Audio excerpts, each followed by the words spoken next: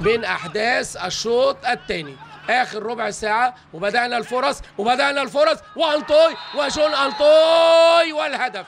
جون أنطون بيكتسبش خبر هداف وهدف كبير جدا في الدقيقة 31. جون أنطوي يجعل المقدمة للون الأبيض، لكن للدراويش المرة دي هدف جميل جدا في الدقيقة 31 من الشوط الثاني. جون أنطوي والرأسة الإفريقية والسعادة النادي الإسماعيلي. بقول لحضراتكم المباراة عايزة جول هنا أو هنا. شوفوا بقى الباص، شوفوا الباص، يا سلام يا سلام يا سلام، ضرب بيه الدفاع وراح جون أنطوي، لكن مين اللي عاملها له؟ محمد زيكا. بقول لحضراتكم أعزائي مشاهدي النهار الرياضة هيكون هناك دور كبير جدا لمحمد زيكا وإبراهيم حسن، وبالفعل عملوا شكل مع الفرقة مجرد نزولهم، ومحمد زيكا عمل الباص الجميل لجون أنطوي، وقبلها كان إبراهيم حسن عامل له الفرصة الضايعة. وادي الفرحة إبراهيم حسن رايح لجون أنطوي، وادي ريكاردو مبتسم،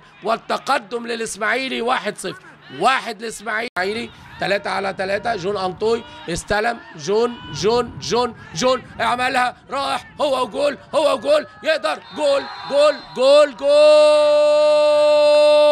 خلص المباراة، خلص المباراة الراجل، خلص المباراة الراجل. اتعملت له حلوة حلوة حلوة. والهدف الثاني في الدقيقة ايه؟ في الدقيقة 38. محمود حمد خلص المباراة الراجل. محمود حمد رايح يعمل التهاني من كله من ريكاردو. اتعملت له حلوة حلوة حلوة. شوفوا بقى اللعبة، شوف جون أنطوي، يا ولد يا لعيب، يا ولد يا لعيب، عدى والقادمون من الخلف. ومحمود حمد خلص المباراة، خلص المباراة، ضمن ال3 نقط بسهولة جدا لنادي الإسماعيلي. خلص المباراة في الدقيقة 88. محمود